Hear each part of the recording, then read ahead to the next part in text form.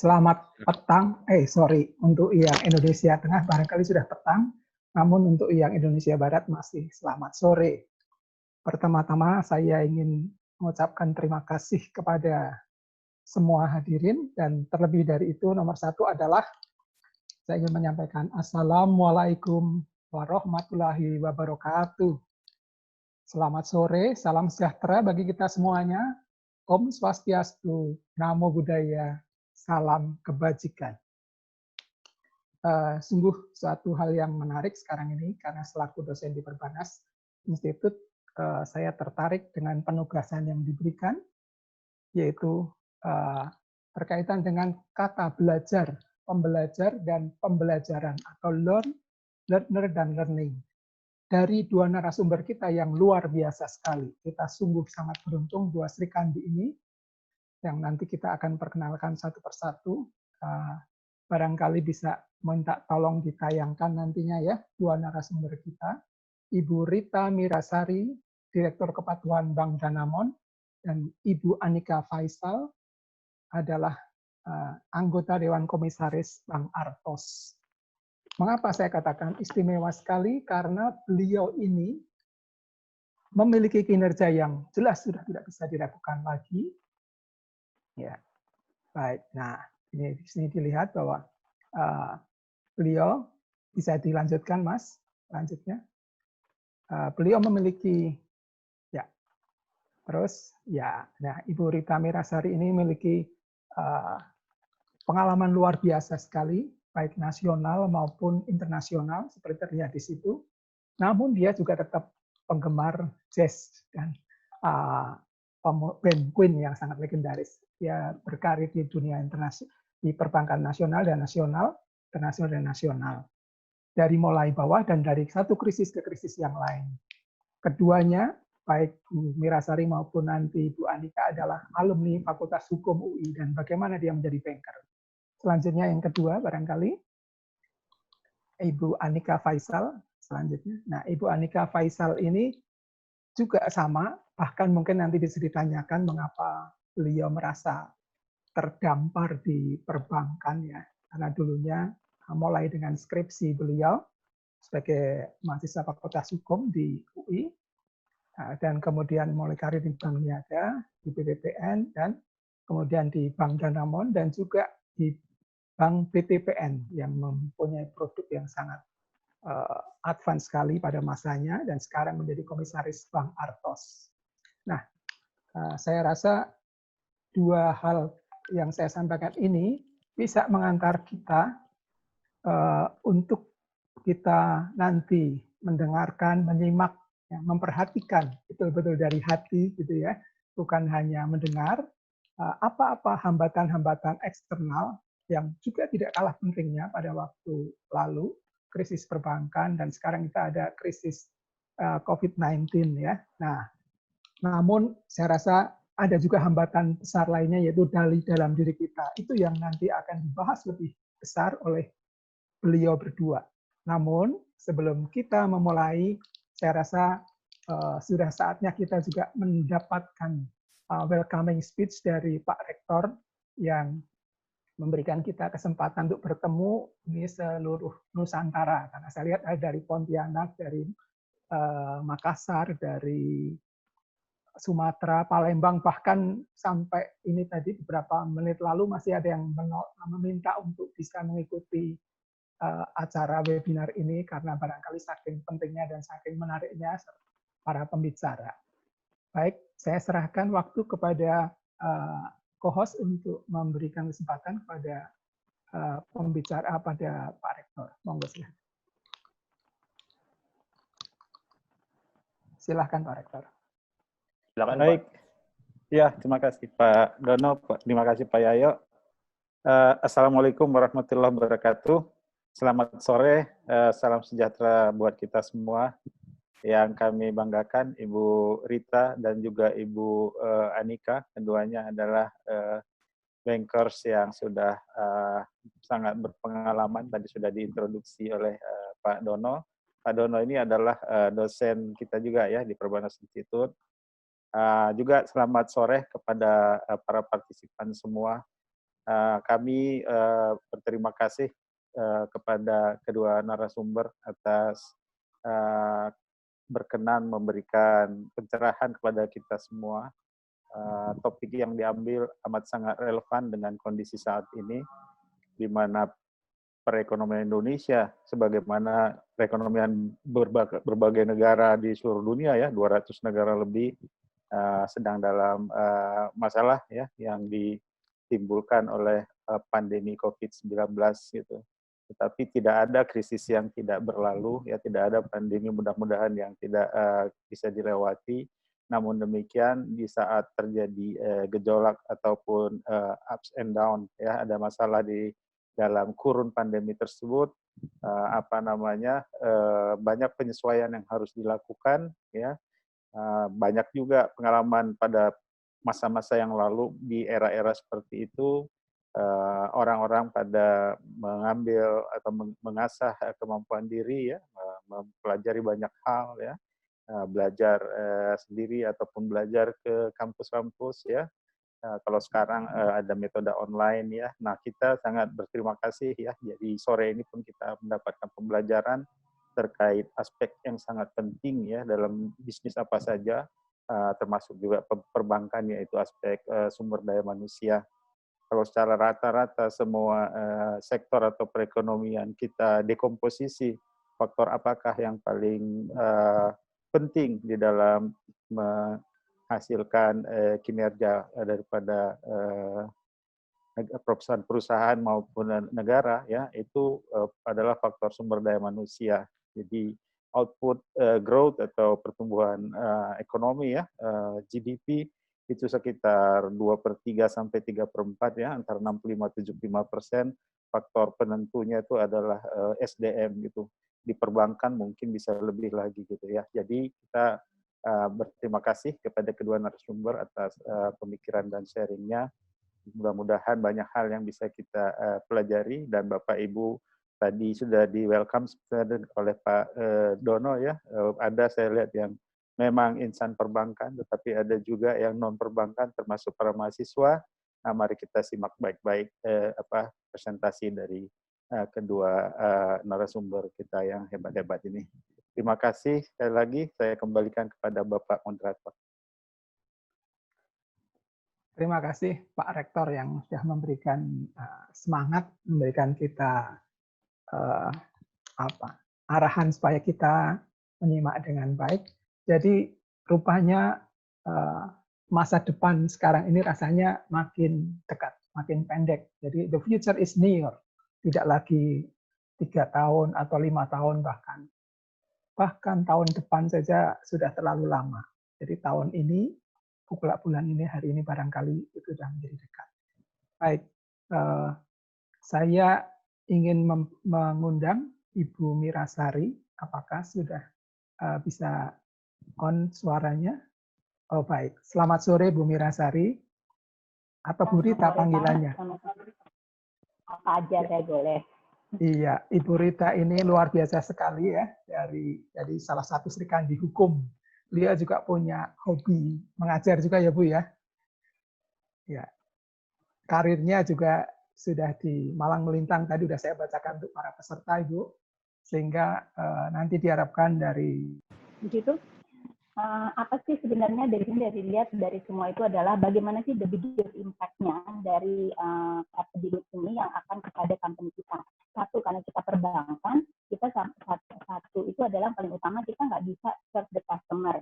Walaupun memang perbankan itu dalam waktu beberapa tahun kebelakang ini sudah banyak fokus kepada digital, tapi tetap service the customer, banyak yang di cabang segala macam itu ada, ya. Kemudian kita juga nggak bisa continue normal business management. Jadi kayak meeting segala macam itu sudah tidak bisa lagi. Kemudian ini juga sales-nya, cash flow kita juga ada terchallenge, ya, karena banyak sekali impact-impact yang terjadi di kita. Kemudian yang sebelah kanannya, yang paling most important di dalam workforce manajemennya adalah di sini adalah merubah juga flexible working hour. Memang di beberapa bank sudah banyak dicanangkan dari dulu itu flexible working hours, tetapi banyaknya di perbankan di Indonesia itu masih menerapkan yang 8 to 5 ya, karena memang banking itu kan banyak kayak highly regulated, jadi ada flexible hour itu hanya untuk yang misalnya untuk sales kayak gitu ya, tapi untuk yang semuanya masih belum.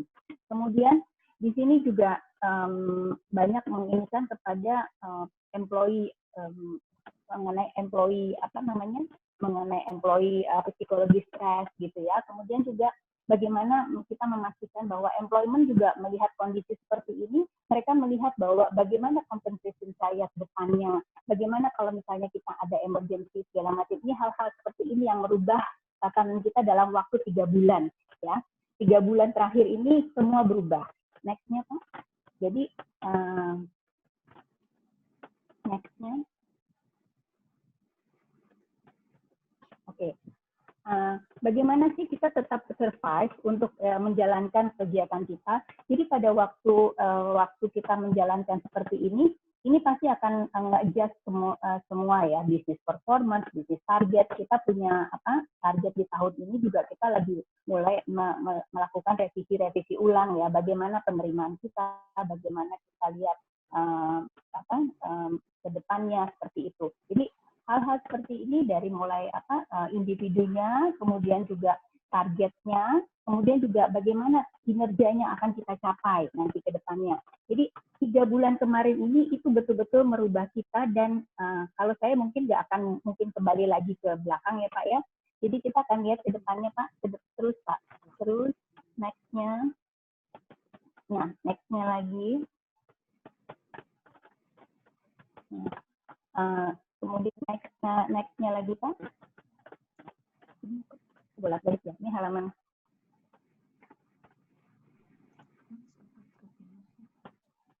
Oke, mungkin ini aja ya, langsung aja ya. Jadi waktu COVID itu terjadi adalah the biggest challenge-nya, pasti dong kalau orang Indonesia tuh ada biggest challenge, kemudian juga ada positifnya. Biggest challenge-nya itu adalah kita nggak bisa coordinate respon across the team, karena kan ada yang work from home, ada yang work from office, kemudian juga karena bank itu kita kan ada juga yang critical function ya Pak ya. Mau nggak mau selama masa pandemi ini Bapak dan Ibu semua kita harus tetap ada yang bekerja di office. Kita harus membagi kantor itu, ada yang di command center, ada yang di split operation, supaya memastikan operasional kita tidak terganggu, tidak terimpact. Karena walau bagaimanapun nasabah terus-menerus melakukan transaksi dengan kita. Dan selama masa periode ini kita juga banyak lakukan misalnya bagaimana mempercepat yang dulu itu melalui digital. Karena sebenarnya terus terang kalau di Danamon memang di tahun ini kita mencanangkan 3 strategi utama kita, yaitu kita mau banyak berinvest di sumber daya manusia. Kemudian juga kedua adalah kita berinvest di digital kita. Ketiga adalah kita mau menginvest di branding kita. Jadi ketiga-tiganya ini saling terkait. Nah, begitu kejadian seperti ini, kita lakukan banyak adalah waktu itu kita membangun command center untuk memastikan keselamatan dan kesehatan dari seluruh karyawan kita. Jadi tiap hari itu ada proses yang namanya kita cek gitu ya, kesehatan karyawan, apakah dia terkena COVID atau dia bagaimana. Terus kemudian juga kita lakukan tes ya, misalnya kalau mungkin ada bank lain yang belum melakukan rapid test, kalau kita lakukan rapid test untuk beberapa karyawan kita. Kemudian kita juga lakukan yang namanya jadi setiap unit itu kita lihat gitu kesiapan mereka tuh mau hampir waktu pandemi ini berjalan hampir sekitar 70% itu work from home.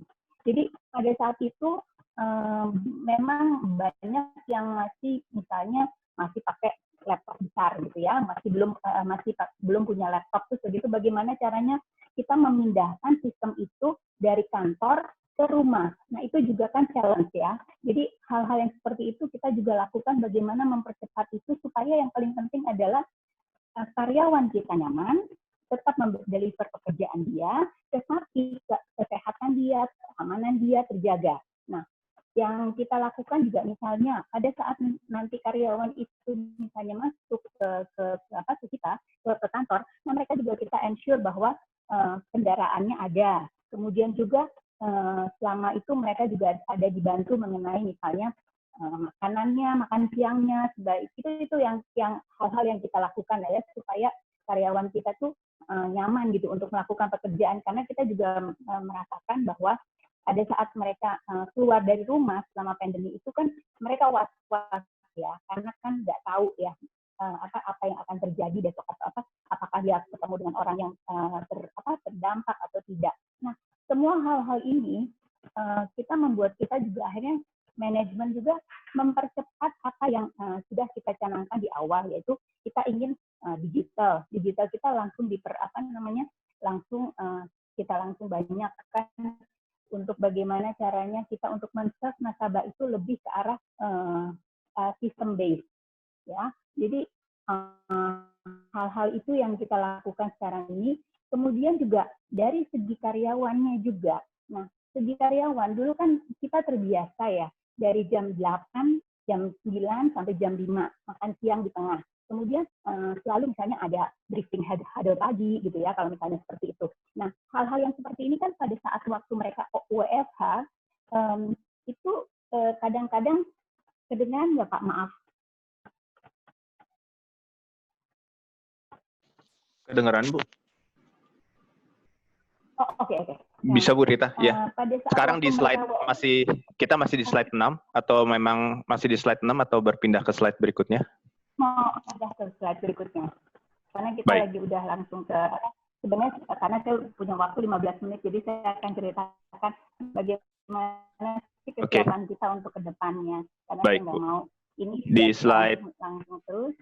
8, masih terus? Ya. Bentar. Di sini? Boleh ke slide 8? Ya. 8 ya Bu, baik. Kemudian bagaimana sih kita merasakan yang tadi saya bilang selalu kan orang Indonesia tuh ada sesuatu yang ini selalu ada lihat positifnya.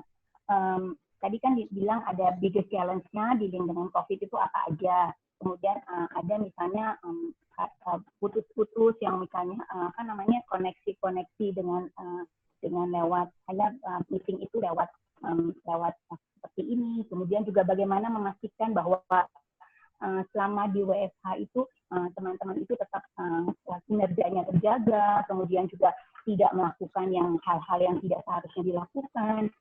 Karena kita juga membuat ada suatu ada risiko juga, karena kan sistem segala macam terbawa. Kadang-kadang kan terbawa juga di dalam laptopnya. Bagaimana memastikan bahwa tidak ada aliran IT security-nya pasti, tetap terjaga. Kemudian juga bagaimana kita target-target itu sebisa mungkin target itu kita lihat lagi, kita rebase lagi untuk melihat bagaimana caranya kreativitas yang akan kita lakukan untuk memastikan bahwa target yang akan dilaksanakan itu masih tetap bisa berjalan, dan kita juga menciptakan teman-teman itu yang ada melakukan harus WFH itu kita juga ciptakan suasana di mana mereka tetap merasa bahwa diperhatikan. Jadi even saya sendiri direkturnya, saya lakukan misalnya setiap minggu sekali atau misalnya 2-3 hari sekali ke semua tim untuk kita lakukan yang namanya Zoom meeting, atau kita biasanya pakai Webex ya, untuk lakukan itu untuk supaya mereka tahu bahwa kita ada melakukan monitoring, ada bahwa mereka merasa tidak sendiri, tidak lonely gitu Pak. Karena kalau biasanya kan ketemu ya dengan teman-temannya, begitu dipisah semuanya kaget juga, terus begitu mereka ketemu lagi lewat Zoom itu kaget, senang juga gitu loh, begitu seminggu sekali tuh. Jadi seperti itu. Dan juga kita lakukan misalnya kita mengencourage terus tiap hari itu ditanya kesehatannya bagaimana, supaya staff itu merasa nggak lonely dan dia juga diperhatikan oleh perusahaan gitu. Tidak cuma untuk karena waktu itu kan selama kemarin itu kan agak kita juga merasa ya takutnya mereka agak bagaimana, apalagi misalnya ada yang nggak boleh keluar rumah, ada yang seperti itu. Jadi kita lakukan betul-betul supaya mereka merasa satu family. Kemudian kita juga banyak bikin kegiatan-kegiatan yang melibatkan staff juga. Jadi banyak webinar-webinar yang kita lakukan khusus untuk staff. Jadi memang selama ini kita lebih banyak training-training itu dengan digital. Dan itu juga sekarang lebih dipaksa lagi. Jadi satu pun sekarang itu training itu kita nggak ada lagi yang training yang melalui kelas. Jadi kita paksa untuk lewat digital. Jadi dan semakin kita banyak kompetisi-kompetisinya, supaya mereka senang merasa ter-challenge gitu ya Pak ya, Bu. Jadi itulah yang kita kita lakukan di sini. Kemudian setelah ini sekarang kita lakukan juga misalnya sampai kita melihatnya misalnya pada saat kondisi seperti itu adalah kita nggak hanya care dengan karyawannya, tetapi kita juga care dengan misalnya orang tuanya. Jadi kita tanyakan sama dia setiap hari itu, kita punya survei setiap hari, Pak. Itu yang namanya kita melihat si karyawan itu tersebut punya deal dengan orang yang punya potensi COVID atau tidak. Kemudian juga dia ada keluarganya atau tidak yang terkena gitu ya. Misalnya ada keluarganya sakit, itu kita langsung lakukan pengobatan yang dilakukan. Kita memang care dengan mereka. Jadi hal-hal seperti itu yang kita lakukan untuk kemanusiaannya, untuk sisi ininya, tetapi kita juga lakukan yang namanya tetap berjalan. Dan saya juga surprisingly dari situ anak-anak itu selalu bilang, walaupun mereka banyak WFH, mereka bilang, Bu, dan saya juga merasakan bahwa sebenarnya banyak yang lebih efektif gitu. Ternyata kita melihatnya ada juga yang ininya ya selalu melihat mengambil hal yang terbaik gitu. Jadi kita melihat ada yang efektif itu misalnya meeting sampai malam, dan banyak juga yang hal-hal yang dulunya kita nggak terpikir. Jadi karena banyak diskusi, banyak kita melihat begini, melihat sana sini. Jadi banyak inisiatif baru yang bisa dilakukan, yang bisa disampaikan di waktu kita melakukan WFH itu. Kemudian misalnya khusus untuk yang karyawan-karyawan yang masuk gitu ya Pak, Bu, kita juga lakukan misalnya karyawan yang masuk itu ya mereka juga harus kita juga kita lihatkan gitu ya untuk perhatian kita ke mereka. Misalnya ada tunjangan khusus atau bagaimana kesehatan, keselamatan mereka. Jadi kita lakukan itu semua. Kemudian ini jadi akhirnya kita juga sadar bahwa ini merupakan sesuatu yang mempercepat transformasi yang akan kita lakukan sebenarnya COVID ini. Jadi bagaimana sih kita juga di dalam bisnisnya, kita melihat bagaimana harus kita realign bisnis model kita, kemudian bagaimana kita research financial plan kita, growth kita. Kita betul-betul sekarang ini dalam waktu mempersiapkan new normal ini, bagaimana sih kita melihatnya? Karena kita nggak mungkin balik lagi ke awal. Itu saya udah pasti. Kita nggak akan mungkin kembali lagi ke awal. Kita harus siapkan misalnya ke depannya bagaimana. Dan kita harus siapkan anak-anak itu, memang mereka harus siap dengan kondisi yang seperti ini gitu Pak. Jadi sekarang pun misalnya kembali lagi ke awal, kita nggak bisa 100%. Mereka harus betul-betul adaptif, harus betul-betul bisa menyesuaikan dengan kondisi yang ada sekarang. Kemudian juga yang kita inginkan adalah dari di sini adalah operation-nya, kita juga sekarang banyak menggunakan integrated teknologi strategi. Jadi banyak sekali kita melakukan grup-grup kecil itu untuk bagaimana kita mempersingkat proses, mempersingkat misalnya proses tanda tangan, proses approval, proses segala macam, itu banyak sekali. Justru saya melihatnya di sini ini kita malah lebih produktif ya untuk melakukan yang namanya transformasi bisnis kita. Karena makin kita melihat, oh ini sebenarnya nggak perlu ya, ngapain juga ada di sini, langsung kita hilangkan, langsung oke. Jadi career juga kita melihatnya lagi, oh kayak gini sebenarnya bisa dong ya bergerak cuma satu orang atau dua orang. Nah hal-hal seperti ini yang kita bisa langsung oke. Jadi semuanya tuh dari company maupun dari pegawainya itu mereka aware bahwa ini memang merubah mindset kita semua gitu ya. Jangan kan kita juga direksi juga merubah mindset kita. Jadi misalnya dulu kita harus misalnya gitu ya, saya sendiri kalau misalnya presentasi segala macam, kadang-kadang kan tolong dong dibuatin sama siapa, sama tim apa segala macam. Sekarang udah nggak bisa. Kan kita juga bagaimana caranya ini kita bikin sendiri, terus bagaimana kita bisa meng-align anak-anak kita, tim kita, semua bagaimana mereka bisa, kita banyak melakukan yang namanya inisiatif baru untuk supaya teman-teman kita tuh memang merasa nyaman dan gimana untuk tetap produktif untuk menginikan kinerja kitanya gitu Pak. Jadi dan karena khusus di bank ini kan kemarin itu banyak kita dial dengan berhubungan dengan nasabah-nasabah yang memang terkena COVID ya. Seperti misalnya ada yang mereka melakukan yang kayak misalnya teman-teman kita yang di bagian remedial, kemudian teman-teman kita yang ada di bagian kredit yang untuk restructure, itu juga bagaimana bisa kita membuat working environment mereka, pekerjaan mereka, dan juga bagaimana melakukan, karena kemarin itu kan semua banyak sekali ya, sometimes yang kita sendiri nggak pernah terpikir, oh ini bisa seperti ini, bisa seperti itu. Jadi banyak yang kita lakukan perubahan-perubahan bisnisnya tuh dari situ. Jadi satu bahwa workspace-nya kita workspace itu kita sudah rely bahwa nggak mungkin lagi kita akan balik lagi ke awal seperti dulu gitu ya. Kemudian kedua workflow-nya itu cara pekerjaan kita. Kalau dulu misalnya ada 4 step, itu kita udah nggak bisa lagi. Jadi kita betul-betul bagaimana mendesain pekerjaan kita ke depan dalam waktu 6 bulan aja sekarang ini kita bisa berubah-berubah KPI-nya. Karena kita mau melihat sebenarnya apa sih yang kita bisa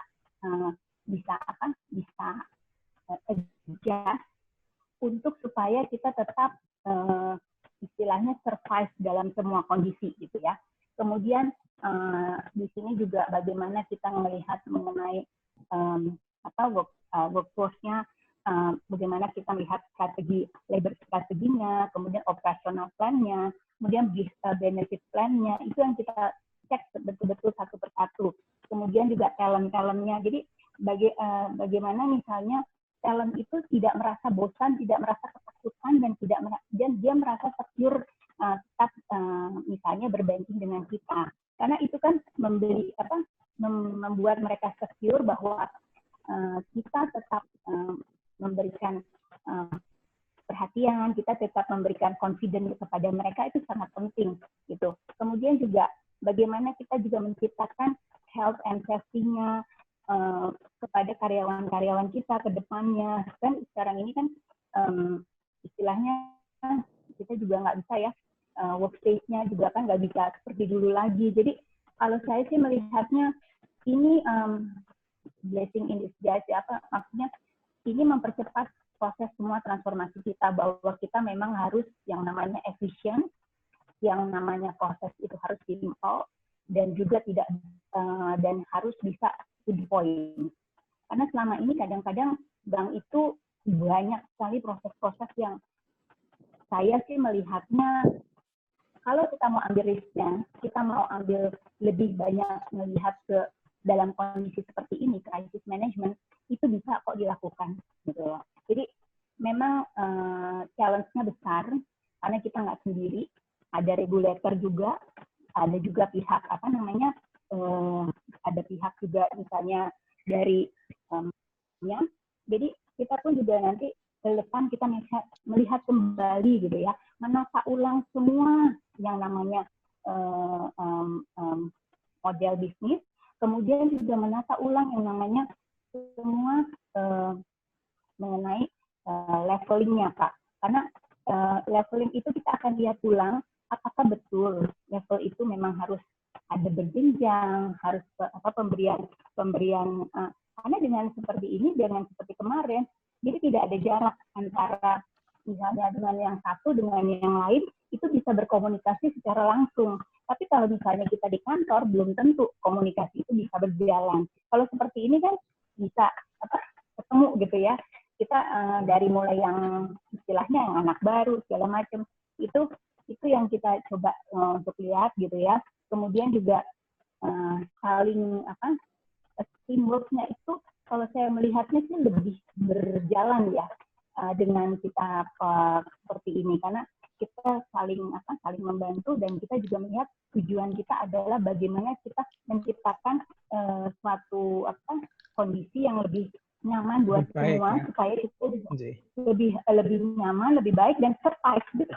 Karena sebenarnya saya hari banyak belajar ini crisis management ya, tetapi adalah bagaimana kita menciptakan suatu kondisi-kondisi baru yang sebenarnya kita nggak pernah terpikir gitu loh sebelumnya.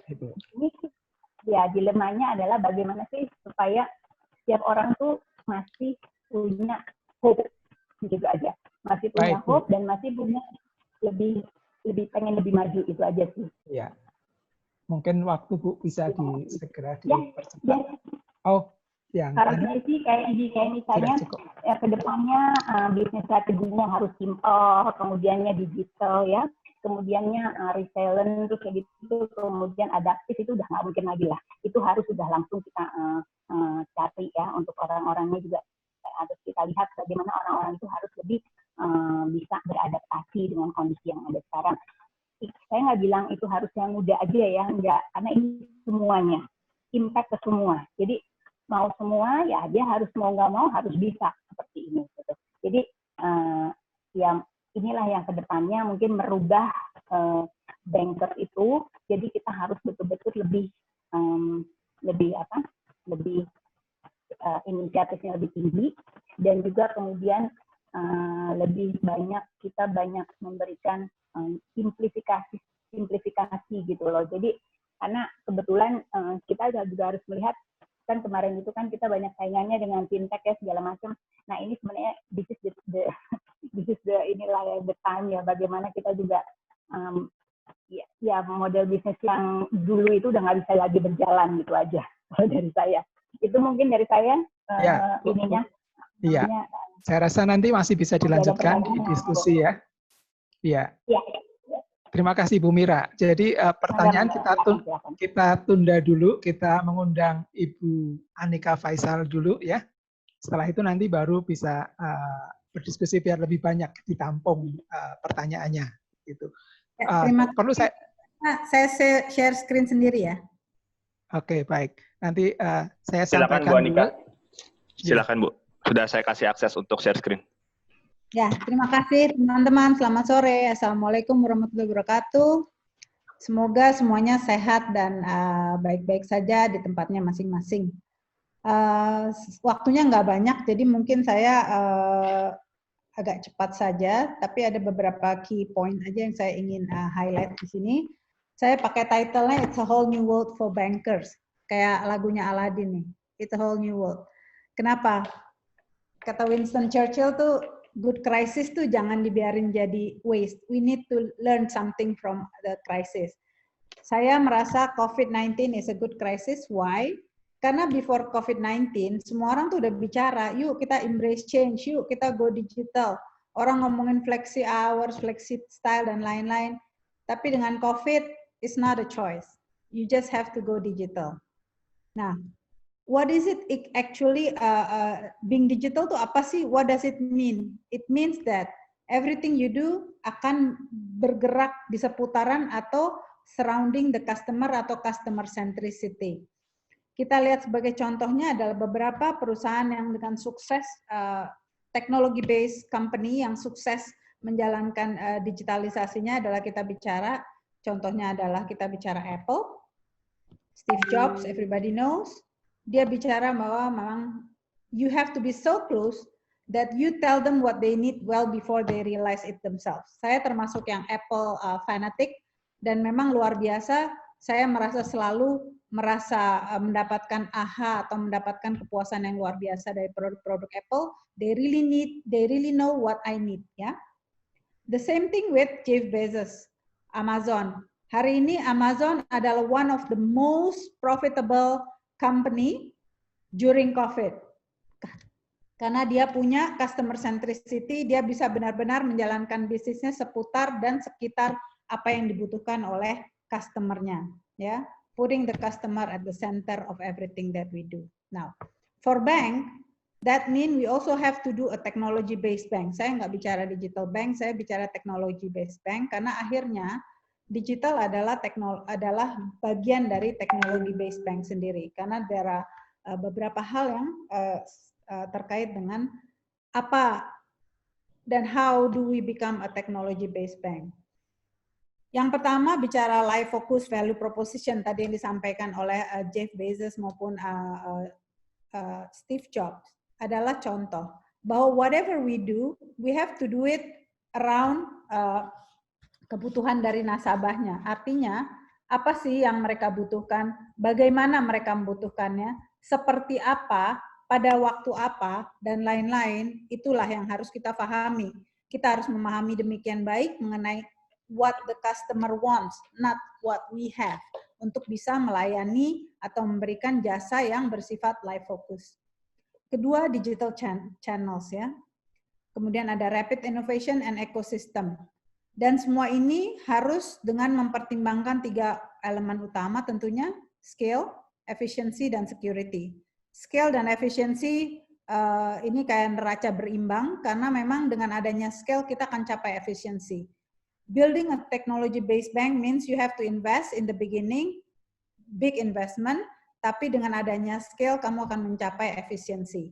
Dan security is a basis yang we have to provide karena banyak orang khawatir bahwa dengan going digital akan menambah security, tapi sebetulnya itu semua bisa dimitigasi. Now, when we talk about contoh, saya kasih contoh aja satu, ini cepat aja karena saya ingin fokus mengenai behavior-nya yang perlu dalam kondisi digital ini. Ini adalah contoh seseorang card holder, seorang customer card holder. What are they can get by using a digital channel? Dia bisa dapat mulai dari usage-nya, historical transaction-nya, request terhadap customer service, dynamic risk scores-nya, macroeconomic data, dan omnichannel interaction. Sehingga dia bisa dapat dari manapun dia mau masuk ataupun dia dia mempunyai channel apapun yang dia punya, ini akhirnya bisa di-connect. Nah, rapid innovation, obviously, kalau kita lihat, kita teman-teman semuanya pasti punya iOS, maksudnya punya app, punya mobile phone atau punya tablet, dan bisa lihat baik Android maupun iOS, itu namanya mereka come up dengan versi yang baru itu is an ongoing dan cepat sekali. Every time you come up with something. And you also talk about, misalnya kita juga bicara banyak pemain tech base di Indonesia seperti antara lain, mau bicara Gojek, mau bicara Grab, OVO, Tokopedia, semua adalah penyedia jasa berbasiskan teknologi. See what they do, mereka come up dengan innovation yang secara berkelanjutan ya, dan terus menerus. Bukan lagi, karena kalau bank tuh dulu biasanya pakai perencanaan, come up with produk itu mungkin paling cepat 6 bulan sampai setahun. Itu ke depan nggak bisa demikian. So, the other and the last adalah bahwa ekosistem. Digital ekosistem itu juga is a must. Is an imperative untuk namanya tech-based bank. Itu yang makanya dikenal dengan Open API. Apa itu Open API? Itulah sarana yang akan mengakibatkan suatu bank itu bisa terconnect dengan berbagai jasa-jasa lainnya, antara lain misalnya dengan transportation, dengan insurance, dengan other financial product, dengan lifestyle, dan lain-lainnya. Nah, jadi ke depan itu bagaimana yang namanya new normal for banks, new normal for bankers. Kalau istilah saya, you have to be prudent karena bank tetap memegang dana masyarakat, but you also have to be agile. You have to be able to think on your feet. Ya, sedikit perbedaan, nanti ini bisa dibaca sendiri. What are the difference between flexible working sama namanya agile working? Saya highlight, agile working is not just about flexible start timing, artinya bukan dari sisi waktu, time and space-nya saja, tetapi agile is a way of working, di mana orang itu bisa bekerja dengan maximum flexibility, ya, dan minimum constraint. Dia bisa lakukan dengan apapun yang mereka lakukan, secara apapun, pokoknya yang penting dia bisa optimalisasi performance mereka dan melakukan yang terbaik. Ya. Ini adalah contoh suatu perbedaan antara organization yang sifatnya biasa kepada organization yang sifatnya agile. Agile organization is a living organism. Mungkin teman-teman kalau ingat, organisme itu makhluk hidup. Jadi dia berubah, bergerak, kalau dulu itu selalu ada silos, ada instruction, top down, dan lain-lain. Kalau organization yang agile, itu semua menjadi sesuatu yang saling keterkaitan, ya. Fokusnya adalah kepada action, execution, harus bisa bersedia untuk cepat berubah, ya. Orang bukan lagi berdasarkan departemental, tapi berdasarkan tim-tim. Satu tim terdiri dari berbagai expertise. Kenapa? Supaya bisa mengambil keputusan dengan cepat, tidak lagi melalui hierarkial, tapi secara tim langsung diputuskan. Dan leadership ada di center, leadership hanya memberikan direction, dan memastikan dia membantu untuk memastikan apapun yang menjadi keputusan dan menjadi hasil pemikiran dari tim, itu bisa dijalankan. Dan tim tetap harus mempunyai end-to-end accountability dari ideation sampai execution. Nah, ini yang penting. So, there are trademarks about agile. Ini adalah agile organization, tapi saya hanya ingin fokus on people. Karena banyak mahasiswa di sini, banyak karyawan bank. What kind of people, what kind of behavior yang diperlukan kalau kita masuk kepada agile organization yang merupakan juga fundamental atau sesuatu yang harus diciptakan untuk bisa menjalankan organisasi yang nanti berdasarkan digital atau berdasarkan teknologi. Model people-nya adalah harus dynamic dan mau punya passion yang baik, ya, passion yang tinggi. Sifatnya community-nya harus kohesif, harus kompak karena semuanya adalah teamwork. Jadi semua harus bekerja bersama, nggak ada lagi satu orang mau jadi winner, yang lain ditinggal. It has to be cohesive. Ini another important factor, shared and servant leadership. Shared leadership, shared power, shared accountability. Servant leadership is about apa? It's about leader serving. Leader bukan lagi memerintahkan, tapi leader adalah ada di dalam untuk membantu tim bisa melaksanakan tugas-tugasnya. Harus juga punya entrepreneurial drive, karena mau nggak mau, it's not about what we can give, but how can we serve others? How can customer ini bisa di-serve? Kita harus bisa mencari peluang-peluang, dan COVID ini sangat menjadi pendorong untuk bank juga mencari ceruk-ceruk peluang bisnis segmen yang bisa dicari, karena bank untuk terus tumbuh harus tetap memberikan kredit misalnya. Di samping kita juga tetap harus merestrukturisasi yang ada. Dan terakhir role mobility. Role mobility, dia harus bisa bergerak. Hari ini mungkin dia bergerak, kecuali memang beberapa yang sifatnya very specific function, yang lain itu harus ada role yang bisa, dia bisa adjustable, dia bisa adaptif, dia bisa adaptability-nya itu sangat baik, nggak kaku. Saya hanya bisa kerjain yang saya bisa kerjain, saya nggak bisa kerja yang lain, nggak bisa demikian, ya. So these are the important model untuk orang ke depan kalau mau survive in the digital age. Saya nggak akan bicara mengenai hard skill, karena hard skill in the digital age everybody udah talk about it. You have to become developer, data scientist, dan selanjutnya. Tapi yang saya ingin fokuskan adalah soft skill. What are the soft skill yang diperlukan? Pertama, bagi employee, you need to be adaptable. Ya, you have to be adaptable, harus bisa adapt terhadap setiap perubahan, harus punya perseverance, harus punya kekuatan atau energi nih. Perseverance tuh kayak maraton, orang yang kuat untuk terus tidak mengalah kepada tantangan. Persevere. Harus entrepreneurial, tadi saya udah sampaikan, harus curious. Curious dalam arti apa? Harus berani mencari perombakan. Kenapa ya kok ini nggak bisa? Kenapa ya? Kalau dibilang no can do, why? So ada curiosity untuk terus mencari permasalahan sampai ke dalam core-nya. Dan terakhir adalah team player. Kalau nggak team player, sulit sekali akan bisa bergerak di dalam organisasi yang agile dalam digital age ini. As a leader, you have to be visionary. Karena leader itu bukan tujuannya adalah untuk tanda tangan. Leader is setting up the end in mind istilahnya. Leader kasih tahu, this is where we are going, this is where we want to go, ya. And then leader harus walk the talk. Dia nggak bisa bilang bahwa kamu kerjain ini ya, tapi saya nggak mau kerjain. No, you have to show gitu. The other day saya berada di dalam satu forum bersama dengan Pak Yonan. Dia bilang, saya bisa loh mengendarai lokomotif. That's the kind of leaders that we need. Dia nggak hanya bisa nyuruh anak buahnya mengendarai lokomotif, dia bisa menjalankan lokomotif misalnya ya. Empathy is beyond everything. COVID also taught us a lot about empathy. Jadi pimpinan tadi Bu Rita nyampein gitu ya. Kita harus perhatiin yang kamu di rumah sendirian, nggak boleh keluar kemana-mana, itu rasanya gimana? What do you need? Your family gimana? Baik-baik nggak? Ada masalah nggak? Ya, jadi role-nya leader juga expand. Open-minded. Clearly kalau leader yang nggak open-minded, ya nggak akan bisa gitu, bubar aja. He or she needs to have a very broad open mind untuk mengatakan bahwa I can hear you, yuk kita diskusi. Nggak ada ego, dia nggak punya ego bahwa I'm right, you are wrong, saya paling bisa, yang lain nggak bisa. And the last is transparent. You have to be transparent. Kenapa?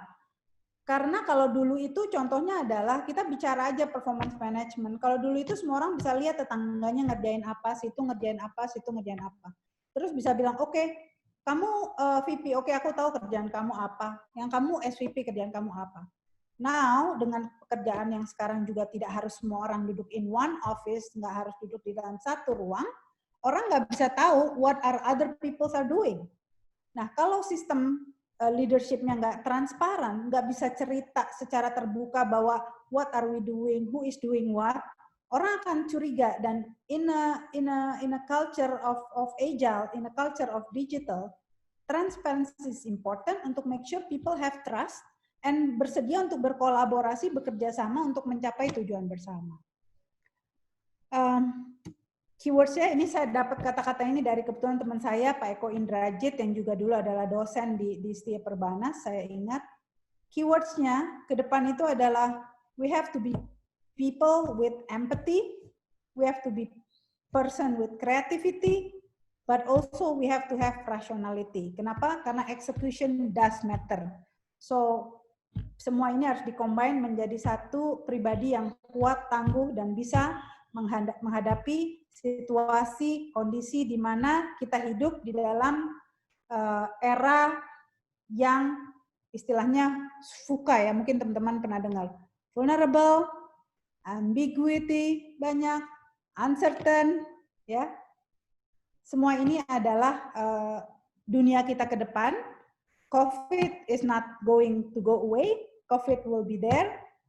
So, at the end saya tutup presentasi saya dengan one of my favorite quote dari Kobe Bryant, yang pemain basket yang sangat terkenal.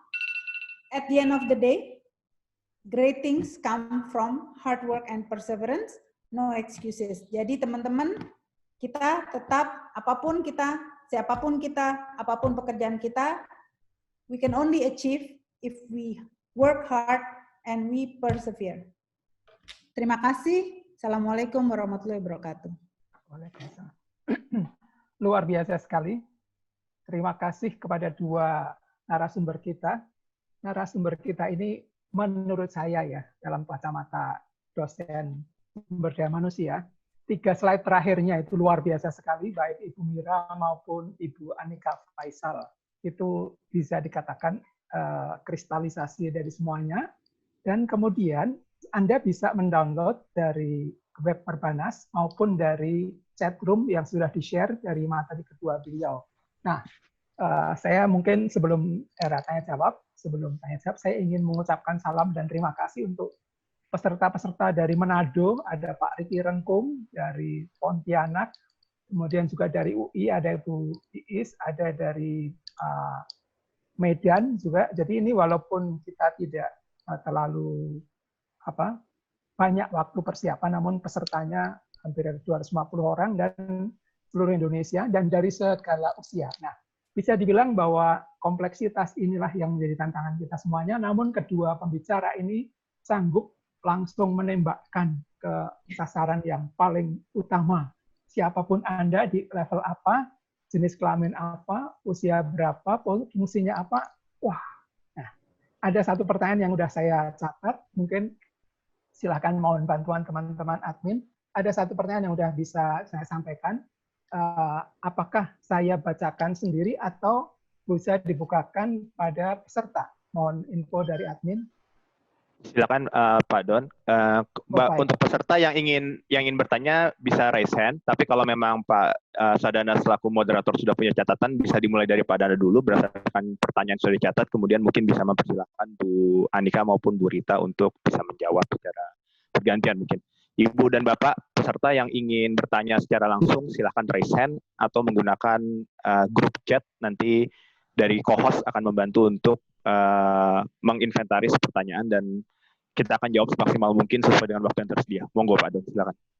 Baik, waktu kita memang tidak banyak, nggak sampai 30 menit lagi karena materi yang padat, namun jangan khawatir. Yang sudah saya terima adalah bagaimana, apakah bank-bank dari Pak Jainal, ini ya, tolong tanyakan apakah ada bank-bank melakukan juga pemotongan gaji. Nah, yang pertama, khususnya untuk senior staff, termasuk juga apakah juga tadi leadership disinggung, BOD dan BOC-nya juga. Nah, mungkin itu untuk pembuka yang pertama.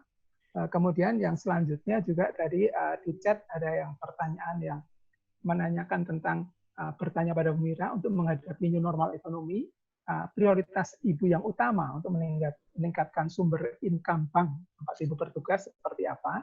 Namun barangkali kalau boleh saya sampaikan juga berkaitan dengan soft skill yang tadi mendapat tekanan sangat bagus oleh Ibu Anika dan Ibu Rita, ada standar kompetensi profesi MSDM baik untuk umum maupun untuk perbankan. Barangkali tadi soft skill dan yang ada 10 kalau di SKKN ini MSDM, barangkali bisa diperoleh juga nanti di webnya Perbanas. Monggo silahkan dari mau Bu Anika dulu atau Pak Don, mohon izin mungkin satu pertanyaan lagi, ada Prof. Roy Darmawan, ini sudah raise hand, jadi beliau bisa bertanya secara langsung. Silakan Prof. Roy. Baik, monggo silahkan Prof. Roy. Mungkin kita 3 pertanyaan, silakan. Ibu Direktur, saya Roy Darmawan. Izin tanya, ketika situasi itu dikondisikan menjadi work from home, kalau kita lihat dua tipe karyawan, ada karyawan yang memang dia akan bekerja sebaik-baiknya tanpa pengawasan yang terlampau ketat, dan ada tipe yang sebaliknya. Mungkin bagaimana kebijakan yang Ibu ambil di perbankan sehingga bisa mengakomodir kedua tipe karyawan tersebut yang pada umumnya dalam pengalaman saya tetap ada, walaupun sebagus apapun budaya maupun target-target perusahaan, sehingga yang perlu diawasi ketat jalan, yang juga sudah bisa diberi kepercayaan penuh juga bisa jalan. Terima kasih, selamat sore. Luar biasa pertanyaannya. Monggo silahkan, 2 pertanyaan terdahulu, nanti bisa dilanjut pada yang berikutnya. Ibu Anik. Mau Bu Rita dulu atau Bu Anik? Saya? Silahkan. Oke. Kalau di saya ya, kalau di saya itu kebetulan memang konstruk banknya sangat lean ya. Jadi memang organisasi kita nggak besar, organisasi kita cukup slim dan organisasinya juga cukup flat.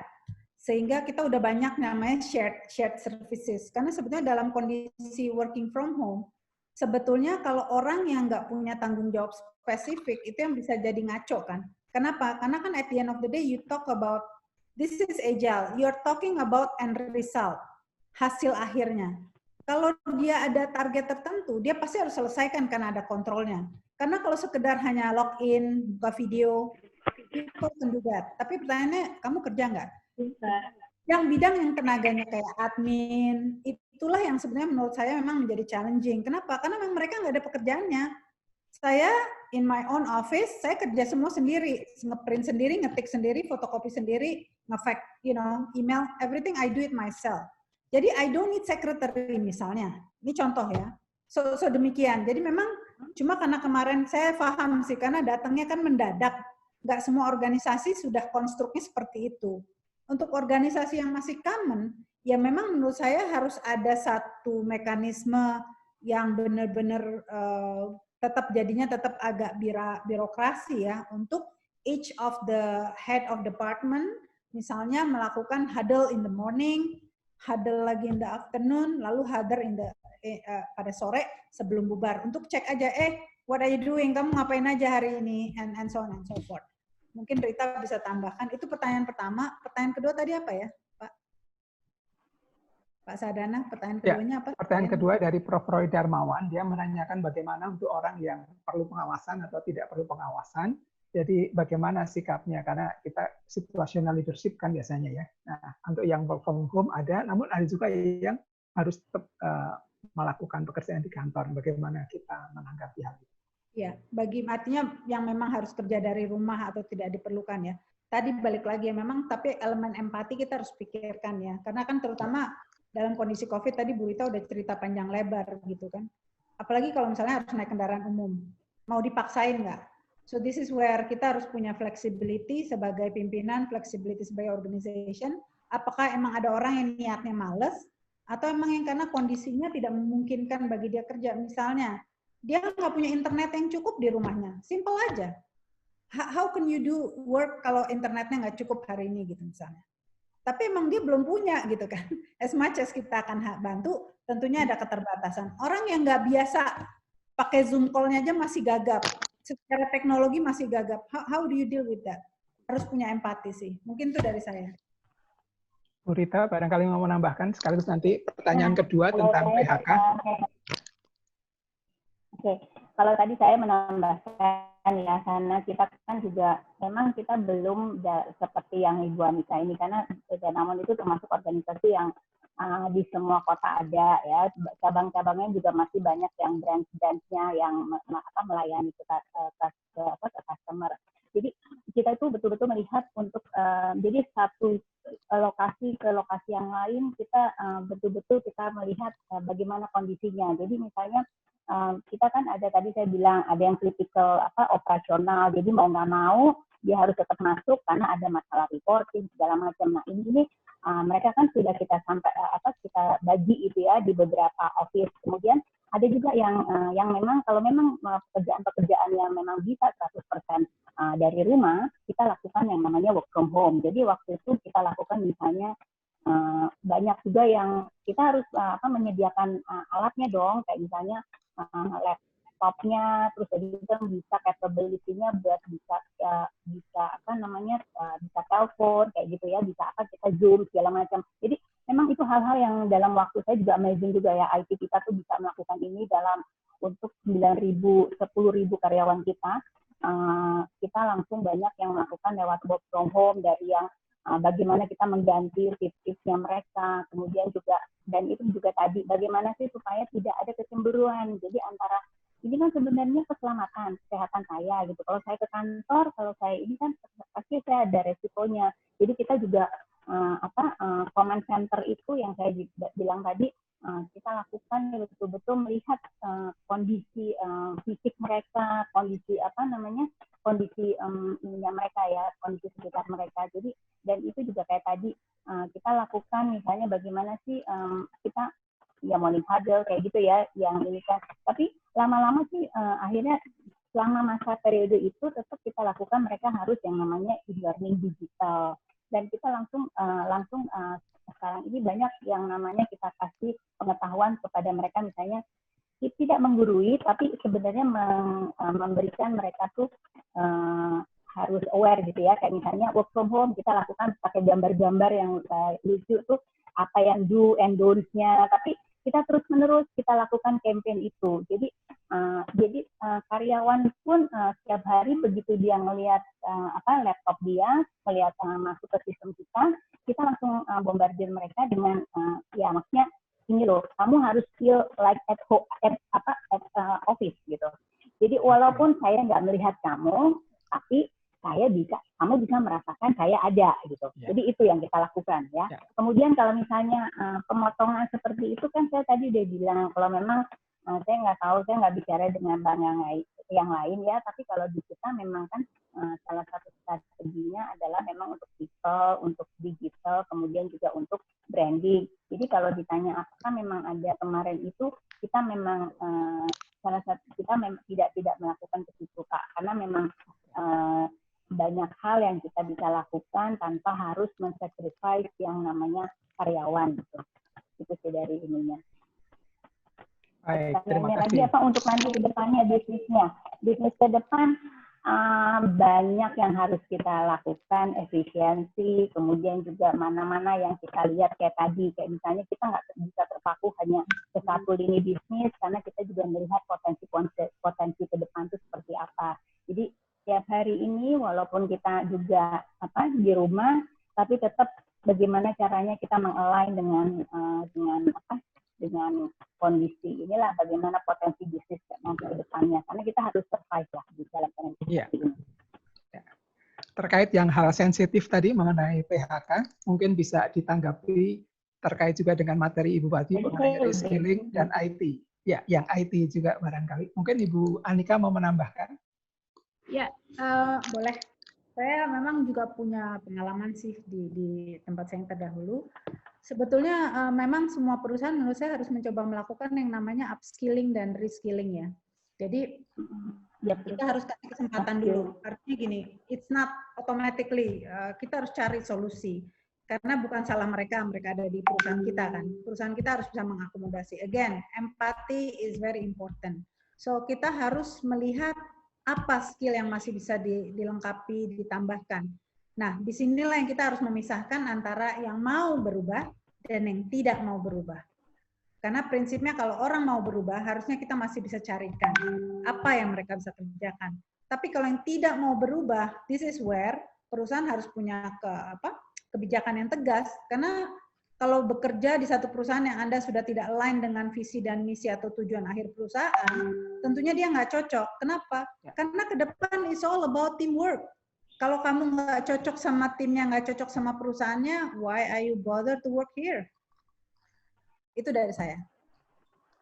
Baik, terima kasih Ibu. Jadi sebenarnya beberapa pertanyaan yang disampaikan sudah terjawab juga oleh penjelasan dari Ibu Anika tadi, yaitu terkait dengan tren ke depan ini, khususnya 1 tahun ke depan seperti ini, bagaimana sih tren pengembangan sumber daya manusia dikaitkan dengan masalah kompetensi dan masalah potensi, khususnya talent management. Apakah talentnya itu arahnya seperti apa sih ke depannya?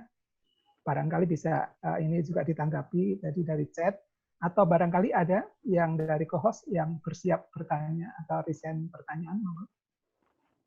Mungkin dari Bu Rita sebelumnya ada yang mau ditambahkan dari jawaban Bu Anika, Bu, atau bisa kita lanjutkan dengan pertanyaan yang lainnya mungkin? Ya, sebenarnya tadi yang upskilling itu sama ya, terjadi di semua bank ya, maksudnya di tempat kita pun juga ada. Jadi kita juga selalu memberikan motivasi kepada semua staff ya, maksudnya nggak salah juga kalau memang dia tidak bisa seperti itu gitu, karena kan ya, tapi yang kita lakukan adalah mungkin the best way untuk mereka cari yang untuk seperti itu ke depannya, yang paling kita harus lakukan adalah secara transparan.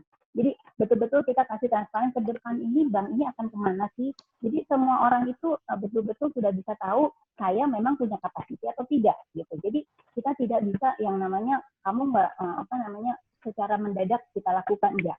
Jadi bank ini mau ke sini, kita punya seperti ini, Anda kita coba kasih kalian kesempatan, kita upskill semuanya. Sekarang pun training-training yang kita lakukan adalah bagaimana mengupskill itu semua. Bagaimana karyawan itu kita lakukan khusus untuk supaya mereka siap dengan ini semua. Iya, baik. Terima kasih penambahannya Ibu Rita. Jadi terkait dengan tadi upskilling dan reskilling, kemudian juga barangkali saya sebagai moderator sedikit memberikan tambahan informasi. Kedua beliau ini jalannya panjang untuk mencapai direktur dan mencapai direktur sebagai komisaris. Barangkali bisa di-share Bu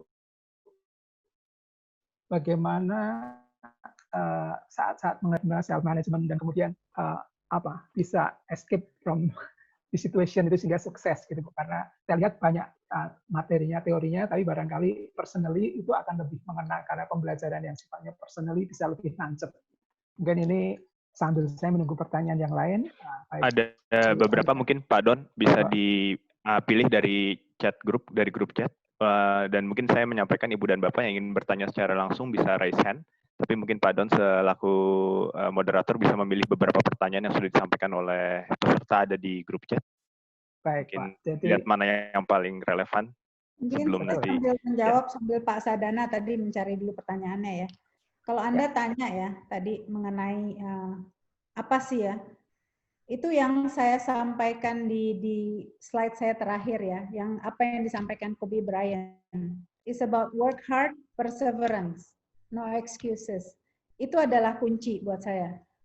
Don't wait, somebody else will help you. You have to help yourself. Dan hari ini, menurut saya, informasi dan pembelajaran itu bisa dilakukan dari mana aja. So there are no excuses untuk bilang bahwa saya nggak ngerti atau saya nggak tahu. Find it, you will find it. Sekarang ini nggak ada orang sebetulnya banyak tantangan menurut saya mengenai pengembangan sumber daya manusia, utamanya di dunia edukasi ya. Dan semualah menurut saya it's all about walk the talk, it's about having the end in mind. Saya suka sekali tuh buku Seven Habits tuh, karena menurut saya it's very basic, it's very relevant apapun situasi dan kondisinya. Jadi sebagai individu, sebagai calon profesional ataupun profesional yang masih membangun karir, menurut saya Anda harus punya quality yang tidak mudah menyerah, itu satu. Selalu mau belajar, willing to unlearn and relearn. Harus mau, jangan bilang saya biasa kerjainnya gini, and that's it, nggak bisa.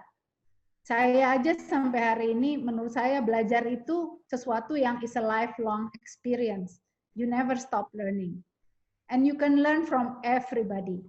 Dari orang yang sifatnya hanya sekedar satpam, learning from your kids, learning from your neighbors, learning from your parents. So learning is beyond just technical, learning is beyond just akademis, learning is lebih kepada behavior yang tepat untuk bisa terus maju.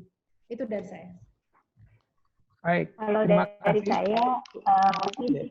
dari saya mungkin tadi sama ya seperti Bu Anika juga ya belajarlah misalnya belajar itu tidak kenal waktu gitu ya, dan selalu menumbuhkan rasa positive thinking gitu ya. Jangan kalau melihat sesuatu tuh nggak bisa, gimana susah, gimana ini. Jadi selalu dilihat adalah I can do it, dan selalu pasti akan ada solusinya. Jadi dengan kita bersifat positif, kita juga selalu akan memberikan auranya tuh lebih enak gitu loh. Tidak ada yang susah dalam yang akan kita kerjakan. Jadi dan itu juga bersifat mau belajar, kemudian juga jangan pernah merasa misalnya saya kan udah jadi direktur, saya kan udah jadi manajer, saya nggak mau belajar lagi, ngapain saya belajar dari anak yang baru masuk. Saya selalu misalnya anak-anak baru yang baru masuk itu saya suka amazed gitu melihatnya, aduh kalian tuh kok pinter ya kalau bikin presentasi segala macam seperti itu. Saya lebih banyak belajar dari mereka gitu. Jadi hal-hal ini untuk kita tidak malu untuk belajar, karena memang kita selalu untuk menerima dan juga menumbuhkan rasa positif dari dalam diri kita. Itu dari saya. Baik, terima kasih. Ada 3 yang saya pilih dari chat yang banyak sekali itu. Pertama dari Padang, sebuah pertanyaan, karyawan bank melihat bahwa pejabat-pejabat itu dan cenderungnya orang-orang bank dipandang sebagai arogan gitu loh. Nah, apakah pandangan ini apa benar, atau kalaupun pandangannya salah, bagaimana cara tadi disampaikan oleh Bu Anika tentang servant leadership dan sebagainya, menurut saya ini sangat terkait. Yang kedua tentang struktur organisasi yang agile itu yang bagaimana, apakah akan ada perubahan organisasi jadi lebih flat dibandingkan yang kemarin tol gitu ya. Dan yang ketiga dari Pak Andi Bukhari juga itu tentang change strategy. Change strategic ini kita mungkin bisa melihatnya di level individu, kelompok maupun di level organisasi. Mungkin 3 itu yang bisa saya sampaikan untuk ditanggapi. Bu Rita dulu atau Bu Anika, silahkan. Oke. apa yang mengenai arogan. Sebenarnya enggak juga ya, mungkin arogansi enggak juga ya, mungkin karena ya nggak kenal maka nggak sayang kan, jadi seperti itu. Makanya itu kembali lagi kepada orangnya ya. Makanya makanya kalau di kita sekarang sistemnya adalah semua direktur itu duduknya dengan timnya. Jadi saya bisa setiap saat ketemu sama tim saya, ngobrol, makan, minum bareng gitu ya, nggak ada jarak gitu ya. Walaupun mungkin dalam suatu saat ya memang kalau untuk kinerja, performance itu beda ya. Nah, yang seperti itu sih yang kita lihat ya. Mungkin karena kurang ini aja ya, kurang tahu. Tidak kenal maka kata saya. Iya.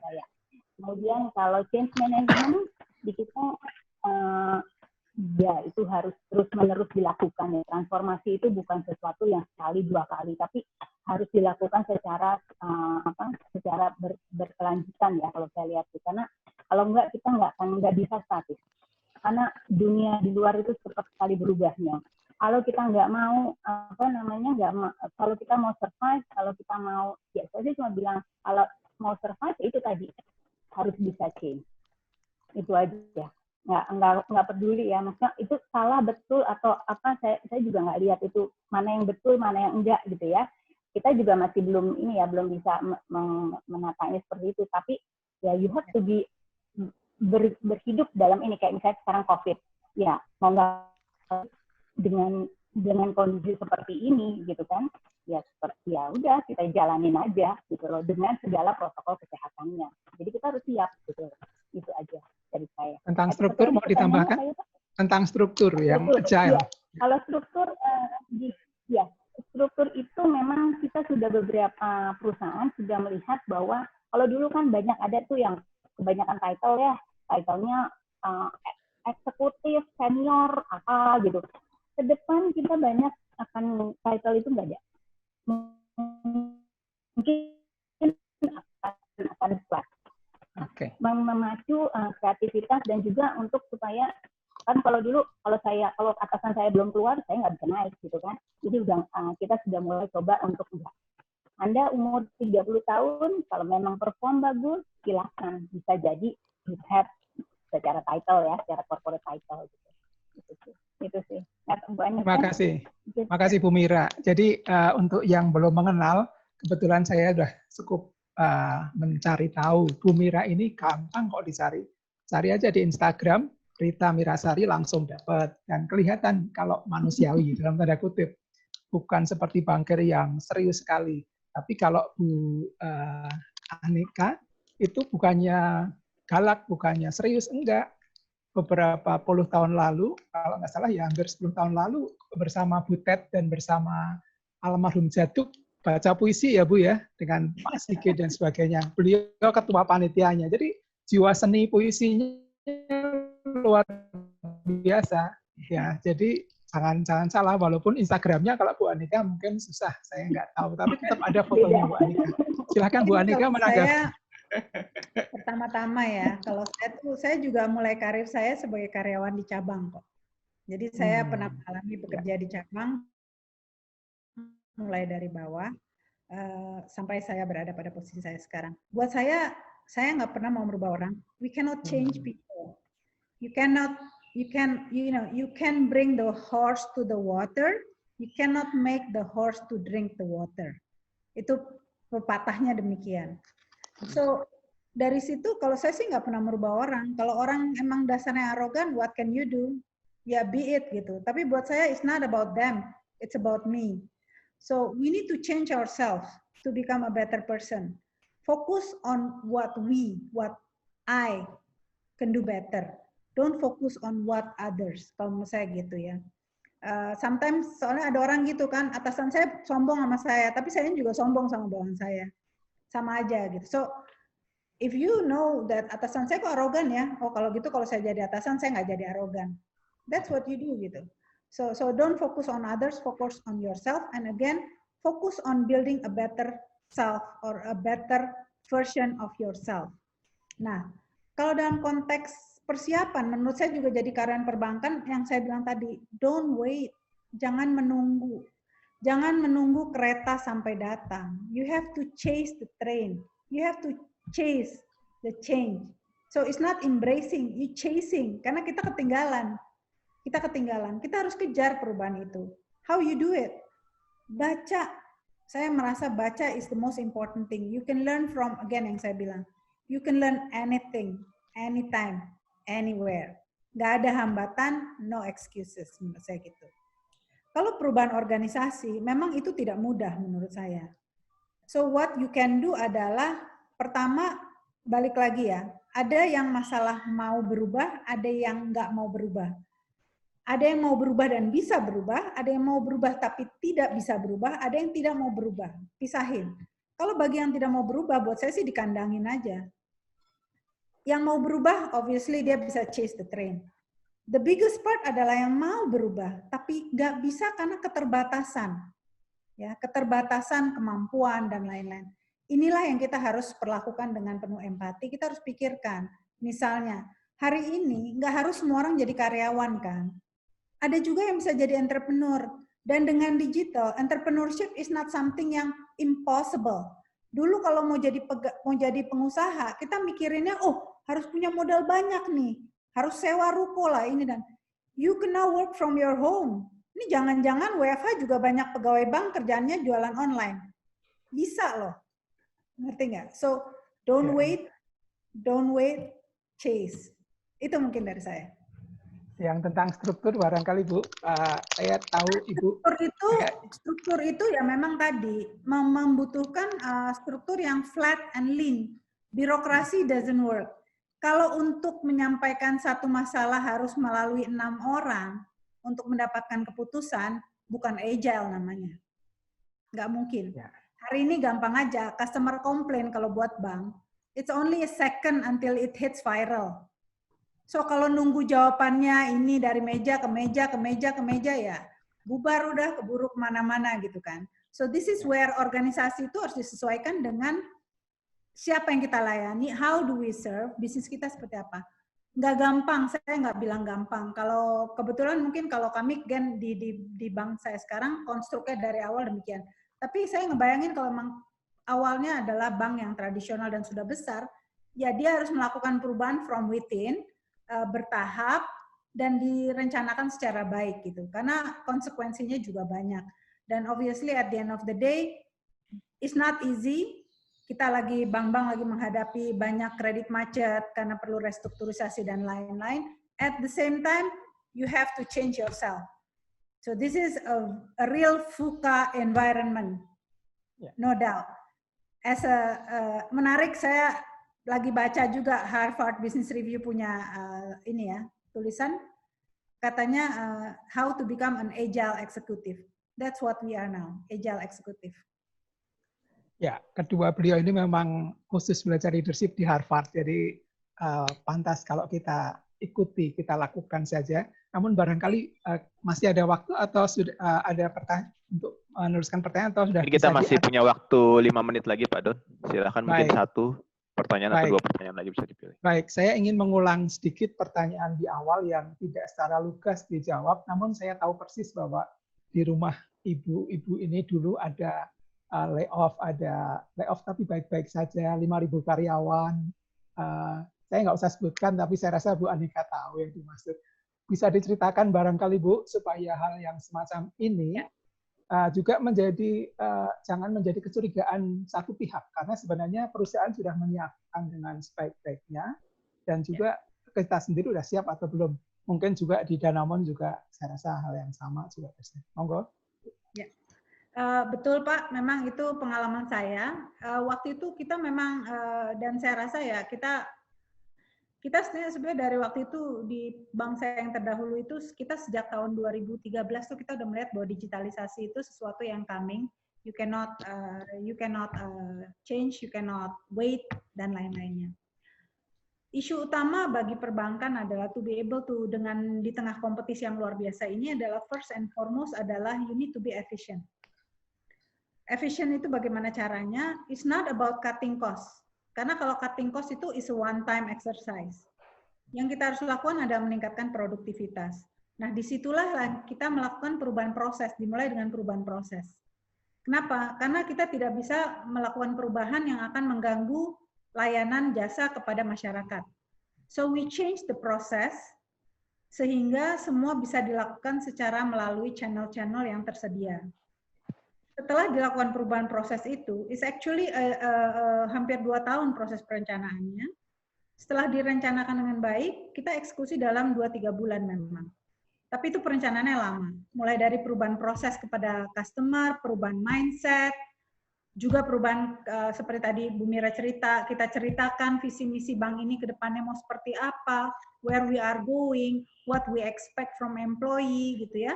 Setelah semua itu dibangun, cerita, sharing, komunikasi, kita siapkan juga forum untuk reskilling and upskilling ya. Dan baru setelah itu kita bicara lah secara one on one. Bicara dengan karyawan, what's your view, what's your future would like, what do you expect, gitu ya. Dari sinilah lalu kemudian memang ada yang bilang bahwa, well, saya pengen jadi entrepreneurs, atau saya pengen jadi ibu rumah tangga, atau dia bilang saya pengen kerja dari rumah aja karena capek, gitu kan. Dan ke depan kan kita lihat sendiri dengan WFH ini sebenarnya it taught us, you don't have to be in the office to be able to work. You can be ibu rumah tangga dan bekerja, dan itu sebetulnya aspirasi saya berapa tahun lalu adalah how can you be at home but working, dan mungkin nggak harus 5 hari sekarang ini, mungkin nanti orang harus milih, oh I want to work 2 days, I want to work 3 days. Pada akhirnya siapa yang akan bisa melakukan itu? Those with a very good skill. Kenapa? Karena Anda dicari. Kalau Anda yang mediocre, Anda yang biasa-biasa saja, yang nggak mau terus maju, ya life is like that, gitu. Mungkin itu tambahannya, Mas. Baik, I see. Bu Andika emang kelihatan lebih segar. Oke, Bu Rita barangkali mau menambahkan? Ini juga selalu sama cerianya. Monggo Bu Andika. Bu Rita barangkali mau menambahkan tentang pertanyaan berkaitan dengan layoff tadi, pengalaman di masa lalu, mungkin sebagai orang yang di layoff atau melayoff, bagaimana Pak? Kalau saya tadi nggak usah itu sama ya, pengalamannya Bu Angginika yang tadi itu sama mirip lah. Kalau kita ya untuk transparan ke karyawan, terus kemudian juga selalu kita tekankan bahwa bahwa sesuatu itu kalau berakhir itu bukan akhir dari segalanya gitu loh. Kadang-kadang kita selalu melihat saya pengen jadi karyawan bank, belum tentu juga jadi karyawan bank itu enak untuk selama-lamanya gitu kan. Bisa jadi dia jadi punya bisnis yang lain-lain, itu yang kita lakukan, tapi harus betul-betul matang prosesnya, dan juga secara transparan dikasih tahu ke mereka bahwa bukan berarti skillnya mereka tidak bagus, tetapi memang mungkin karena memang tidak sesuai, tidak match dengan yang kita butuhkan sekarang. Jadi itu aja dari saya sih. Siapa lagi Pak? Pertanyaannya? Ya. Hanya itu aja berkaitan dengan layoff, tapi barangkali Pak Yayo masih ada waktu atau sudah? Mungkin kita simpulkan Pak Don, karena waktu sudah mendekati jam 5:30 dan rencananya Pak Rektor, Prof. Hermanto akan memberikan sedikit closing statement untuk kita semua. Monggo Pak Don, terima kasih Bu Andika, Bu Rita. Pak Don mungkin bisa disimpulkan dari hasil diskusi kita pada sore hari ini. Iya, jadi kalau saya cermati dari kedua pembicara kita ini, dalam situasi saat ini maupun di masa lalu, ke depan terlebih, kita harus bertindak. Nah, act. Dan kemudian jangan lupa with speed, gitu, dan perseverance dan persistence. Gitu. Itu poin pertamanya, tetap bergerak dan dengan kecepatan dan kesetiaan. Kemudian juga komunikasi. Komunikasi itu harus terus-menerus, harus agile communication, ya, tidak sekedar sekali menyampaikan, tapi berkali-kali kalau perlu, dan juga lokasi, walaupun berjauhan, namun dengan diingatkan melalui komunikasi, seolah-olah kita menemani di rumah. Itu yang paling penting. Dan kemudian yang ketiga adalah penggunaan atau mastering teknologi. Itu it must. Mau level bawah, level menengah, mau level atas, nggak bisa lagi produktivitasnya mengandalkan pada orang lain, tapi harus dikerjakan sendiri menggunakan teknologi yang ada. Dan yang berikutnya yang tidak kalah pentingnya adalah finding your leadership within. Jadi Anda harus menemukan kemampuan Anda terbaiknya itu di mana, dan kemudian kalaupun di situ Anda gagal, coba yang lain, karena bisa jadi itulah caranya Tuhan memberikan kita yang terbaik melalui konferensi, melalui produktivitas tool dan sebagainya. Jadi leadership value menjadi sesuatu yang sekarang ini organisasi menghargai, maka kita pun juga harus selalu merespon itu dengan baik. Nah, yang terakhir adalah apabila kondisi tidak begitu sesuai harapan atau tidak menguntungkan, kita jangan sampai kehilangan harapan. Artinya kita mempunyai kecerdasan berimajinasi, bukan berkhayal, tapi berimajinasi. Tahu bahwa, oh, hari ini mungkin saya gagal, nanti akan lebih baik di hari esok, dan kemudian hari ini di sini saya tidak berhasil, saya akan berhasil di tempat yang lain. Itu saya rasa kurang lebih 5 hal yang bisa saya tarik dari panjang lebar dan dari bahan-bahan yang disampaikan. Kiranya ini berguna untuk kita semuanya, dan mohon selanjutnya Pak Rektor bisa memberikan endnote. Monggo, Pak. Terima kasih Pak Dana. Silakan Pak Rektor. Ya, terima kasih Pak Yayo. Jadi kami apresiasi dan terima kasih sekali kepada Ibu Rita, Ibu Anika atas sharing knowledge-nya, sesi knowledge-nya luar biasa, kemudian juga berbagai pengalaman tadi ya bisa menjadi pembelajaran yang sangat penting bagi kita semua ya, termasuk yang di kampus, karena apa yang dialami atau yang sudah diketahui oleh ibu-ibu narasumber ini adalah gabungan semua itu. Ada pengetahuan teori dan sebagainya, dan juga paling penting juga adalah pengalaman. Dan bagi para peserta semua, ya saya kira kita banyak belajar. Mudah-mudahan kondisi COVID ini tidak membuat patah semangat, malah barangkali akan menjadi cambuk ya untuk menjadi lebih produktif ke depannya. Makasih juga pada Pak Don yang luar biasa men-share sesi kita hari ini, juga host kita Pak Yayo. Terima kasih sekali lagi. Assalamualaikum warahmatullahi wabarakatuh. Waalaikumsalam warahmatullahi wabarakatuh. Pak Yayo, ya Pak Don. Usul dong, foto bersama dong semua. Jadi kita di unmute semuanya, terus kemudian say hi kepada dua pemateri kita. Terima kasih gitu. Masa dari tadi kok kayaknya nggak ada bunyi nih. Semua di unmute, terus kemudian foto bersama. Setuju nggak Bu Mira, biar nanti masuk Instagramnya sekali-kali. Oke. Ya. Sebentar.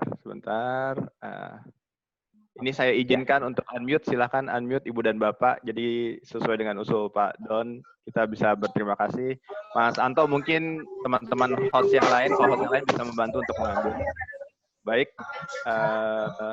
terima kasih kepada Ibu Rita, kepada Bu Anika, Pak Rektor, terima kasih Pak Don, terima kasih. Bu Bapak peserta.